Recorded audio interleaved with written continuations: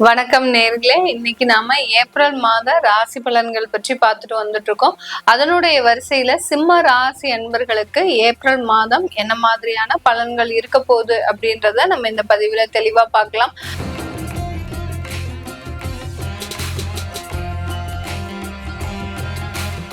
அதுக்கு முன்னாடி இந்த சிம்ம ராசி என்பர்களுக்கு இந்த மாதத்தின் கிரக அடைவுகள் பார்க்கும்போது ராசிக்கு 2ஆம் இடத்துல கேது பகவான், ராசிக்கு 8ஆம் இடத்துல சூரியன், புதன், சுக்கிரன், சனி, ராகுன்ற 5 கிரகங்கள் சேர்க்கை பெற்று இருக்கு.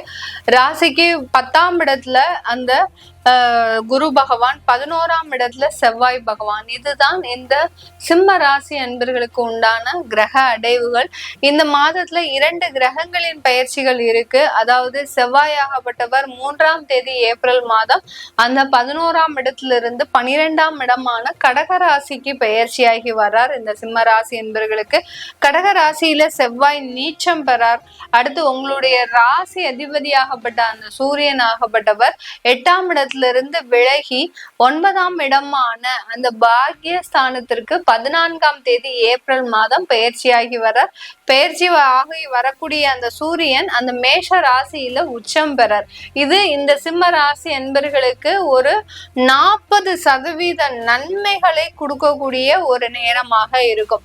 இந்த மாதத்துல உங்களுக்கு எந்த மாதிரி அளவுக்கு மார்க் போடலாம் அப்படின்னு கேட்டீங்கன்னா 40% உங்களுக்கு அந்த ஜஸ்ட் பாஸ் ஆகக்கூடிய ஒரு தருணம்.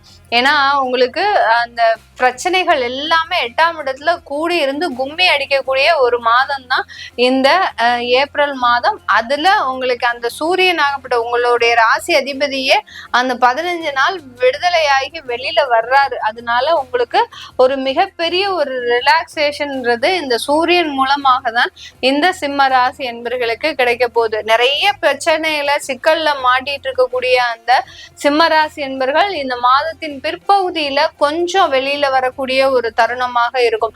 அப்படியே முழுவதுமா வந்துருவீங்களா அப்படின்னு கேட்டீங்கன்னா கிடையாது.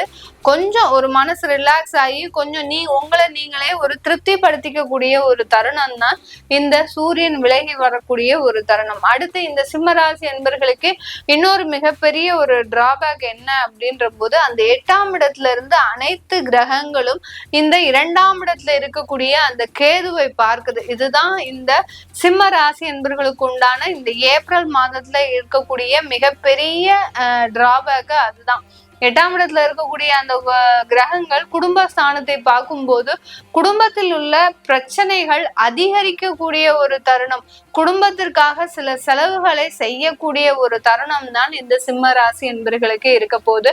இந்த காலகட்டத்துல அந்த 10ஆம் இடத்துல இருக்கக்கூடிய அந்த குரு பகவானும் குடும்பஸ்தானத்தை பார்க்கறதுனால அந்த குருவும் சேர்ந்து பார்க்கிறாரு. அதனால இவ்வளோ கிரகங்களின் வலிமையை அந்த குரு அங்கிருந்து பார்த்து அதற்குண்டான நிவர்த்தியை கொடுக்கணும். நிறைய பிரஷர் வரும், நிறைய பிரச்சனைகள் வரும், நிறைய சண்டை சச்சரவுகள் வரும்.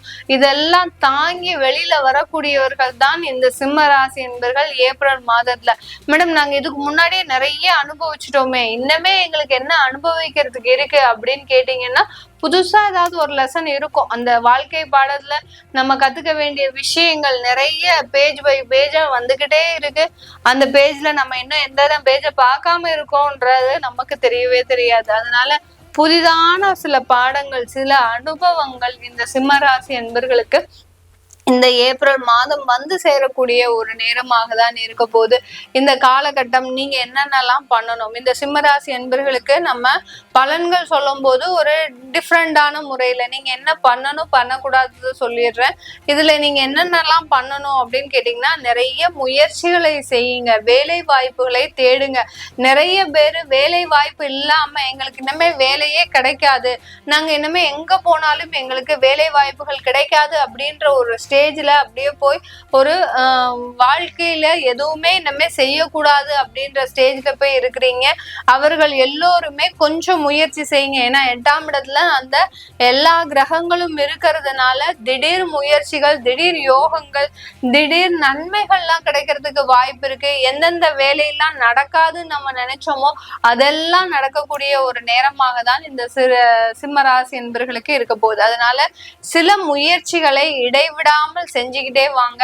அதிகப்படியான தெய்வ பிரார்த்தனைகளை செய்யுங்க. இதில் ரெண்டையுமே செஞ்சுக்கிட்டீங்கன்னாலே போறோம். இந்த சிம்ம ராசி என்பர்களுக்கு இந்த ஏப்ரல் மாதத்தை நம்ம மிக சுலபமாக கடக்கிறதுக்கு உண்டான ஒரு டைமா தான் இருக்கும். ஏன்னா இந்த சிம்ம ராசி என்பர்களுக்கு நெருக்கடிகள் எங்கெங்க இருந்தெல்லாம் வருது அப்படின்னு பார்க்கும்போது உங்களுடைய குடும்பஸ்தானத்துல இருந்து நெருக்கடிகள் வருது. கடனுடைய பிரச்சனைகள் அதிகமாகிறதுக்கு உண்டான ஒரு நேரம். நீங்க தெரியாம வீட்டுக்கு தெரியாம கடன் வாங்கி இருப்பீங்க. அது இன்னைக்கு நேரத்துக்கு அப்படியே வெட்ட வெளிச்சமாக ஆக்கக்கூடிய ஒரு தருணமாக தான் இருக்கும். திடீர்னு ஏதாவது தவறு செஞ்சிருப்பீங்க. இளமை பருவத்துல இருக்கக்கூடிய இந்த சிம்ம ராசி நண்பர்கள் பாத்தீங்கன்னா ஏதாவது வயது கோளாறு மூலமாக ஏதாவது ஒரு தவறு செஞ்சிருப்பீங்க.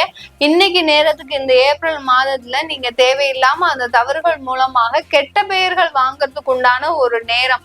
அவமானங்கள் திடீர்னு அசிங்கப்படும் போது நமக்கே ஒரு மாதிரியாக அந்த மனசு வலிக்கும். என்னடா இது, இத்தனை நாள் நல்லா தானே இருந்தோம், இது ஏதாவது தப்பா ஆகாதுன்னு நினைச்சோம், கடைசி நேரத்துல இது தப்பா ஆயிடுச்சு அப்படின்ற நினைக்கக்கூடிய அளவிற்கு அவமானங்கள் அசிங்கங்கள் உங்களை தேடி வரக்கூடிய ஒரு தருணமாக தான் இருக்க போது இந்த சிம்மராசி என்பர்களுக்கு. அதனால கூடுமான வரைக்கும் நீங்க மிகப்பெரிய அளவுல எந்த விதமான அந்த தேவையில்லாத சகவாசங்கள், தேவையில்லாத நட்புகள், தேவையில்லாத உறவுகள் மீது இருக்கக்கூடிய நாட்டத்தை விட்டு வெளியில வாங்க. வந்துட்டீங்க அப்படின்னாலே ஆட்டோமேட்டிக்காக உங்களுக்கு சில சச்சரவுகள் குறைய ஆரம்பிச்சிடும். அடுத்து பாத்தீங்கன்னா உங்களுடைய வார்த்தைகளே பாத்தீங்கன்னா இந்த காலகட்டம் நிதானத்தை இழந்துரும். இந்த சிம்மராசி என்பர்கள் ரொம்ப ஜாக்கிரதையா இருக்கக்கூடிய ஒரு தருணம். வடிவேல் காமெடி மாதிரி வாடா வாடான்னு கூப்பிடுவாங்க எல்லாரும். நீங்க அப்படியே அமைதியா குதிரைக்கு லாடம் கட்டின மாதிரி இந்த ஏப்ரல் மாதத்துல சிம்மராசி என்பர்கள் இருந்தா போதும். இருந்துட்டீங்கன்னா எந்த விதமான சண்டை சச்சரவுகளும் வராமல் இருக்கக்கூடிய ஒரு தருணம். ஏன் மேடம் எல்லாமே பயமுறுத்துறீங்க, ஒரே சண்டை சச்சரவு அடித்தடி அந்த மாதிரியே சொல்றீங்களே, ஏன் மேடம் அந்த அளவுக்கு மோசமா இருக்கா அப்படின்னு கேட்டீங்கன்னா கண்டிப்பா 8ஆம் இடத்துல இருக்கக்கூடிய அந்த கிரகங்கள் பாத்தீங்கன்னா எல்லாமே பாதிப்பை ஏற்படுத்தக்கூடிய ஒரு கிரகங்களாக, அதுவும் சர்ப்ப கிரகங்களுக்கு நடுவுல எல்லா கிரகங்களும் இருந்தாலும் கூட அந்த சர்ப்ப கிரகங்கள் தான் வேலை செய்யும். சர்ப்ப கிரகங்கள் என்னத்தெல்லாம் கொடுக்கும்? உங்களுக்கு அவமானத்தை கொடுக்கும், அசிங்கத்தை கொடுக்கும், தேவையில்லாத சண்டை சச்சரவுகளை கொடுக்கும், ஈகோ ப்ராப்ளம்ஸை கொடுக்கும்.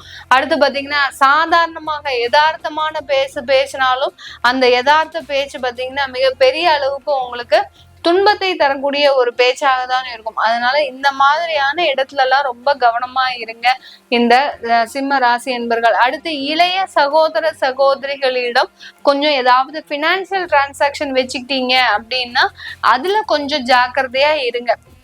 யாருக்காவது கொடுத்துருக்குறீங்க, உங்களுடைய தம்பி தங்கைகளுக்கு கொடுத்துருக்குறீங்க அப்படின்னா இந்த காலகட்டம் வாங்குங்க. கொஞ்சம் நிதானமான ஒரு பேச்சோட வாங்குங்க.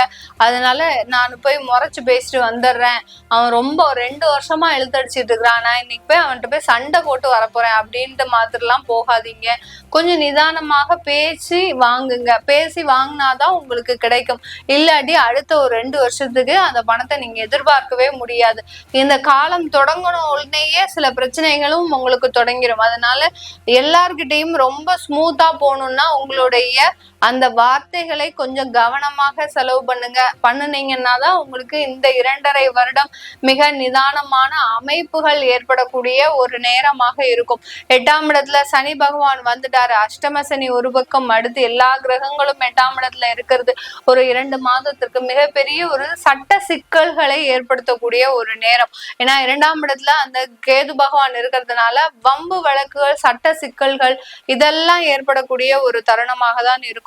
அடுத்து பாத்தீங்கன்னா பெரிய அரசியல் துறையில இருக்கக்கூடியவர்கள், அரசியல்வாதிகளாக இருக்கக்கூடியவர்களுக்கு த்ரெட்டனிங்ஸ் நிறைய வரும். அதாவது தேவையில்லாத உங்களுக்கு மிரட்டல்கள் வரக்கூடிய ஒரு டைமா தான் இருக்கும். இந்த டயத்துல அப்படி இருக்கிறது அப்படின்னாலே கொஞ்சம் சேஃப்டியை பார்த்துக்கோங்க. எந்தெந்த இடத்துல எல்லாம் நீங்க சேஃபர் சைடா இருக்கணுமோ அந்த இடத்துல எல்லாம் சேஃப்டியா இருந்துட்டீங்க ஏப்ரல் மாதம் அப்படின்னா மிகப்பெரிய அளவுல உங்களுக்கு நன்மைகள் கிடைக்கக்கூடிய ஒரு டைமா தான் இருக்கும். அதாவது சேஃப் தான் முதல்ல, அதுதான் நீங்க நினைச்சுக்கணும். பணம் பொருள் காசு இதெல்லாமே அடுத்த விதம், ஈகோ ப்ராப்ளம்ஸ் அதெல்லாம் அடுத்த விதம். இந்த முதல்ல உங்களுடைய சேஃபர் சைடை மாத்திரம் பார்த்துக்கோங்க சிம்மராசி என்பர்கள். இந்த ஏப்ரல் மாதத்துல இருந்து வரக்கூடிய ஒரு 3 மாதத்திற்கு பார்த்துக்கிட்டீங்க அப்படின்னாலே மிகப்பெரிய அளவு ஆபத்துக்கள் இருந்து வெளிவரக்கூடிய ஒரு தருணமாக இருக்கும். மீடியால இருக்கக்கூடியவர்கள்லாம் வெளியில போகும்போது, கார்ல போறீங்க, இல்ல ஏதாவது ஒரு கேரவன்ல போறீங்க, இல்ல யார் கூடயாவது டிராவல் பண்றீங்க, அவங்களோட போய் தனியா தங்குறீங்க அப்படின்லாம் இருந்தீங்கன்னா ரொம்ப கவனமா இருக்கணும். உங்களை ரிலேல ஏமாற்றக்கூடிய ஒரு தருணமா தான் இருக்கும்.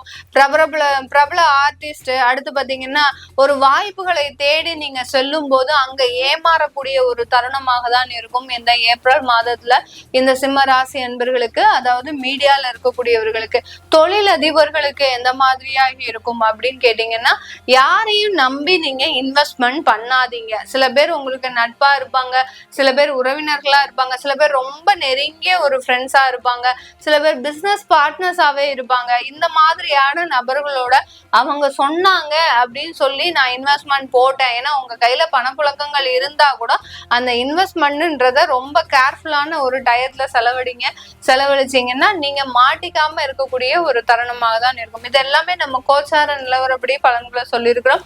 உங்களுடைய தசாபுத்தி பலன்களை தெரிஞ்சுக்கணும் விருப்பப்படுறவங்க கீழே இருக்கிற நம்பருக்கு வாட்ஸ்அப்ல அப்பாயின்மெண்ட் வாங்கிக்கிட்டு நீங்க என்கிட்ட கன்சல்ட் பண்ணிக்கலாம். உங்களிடமிருந்து விடைபெறுவது உங்கள் ஆஸ்ட்ரோ பூர்ணா. நன்றி, வணக்கம்.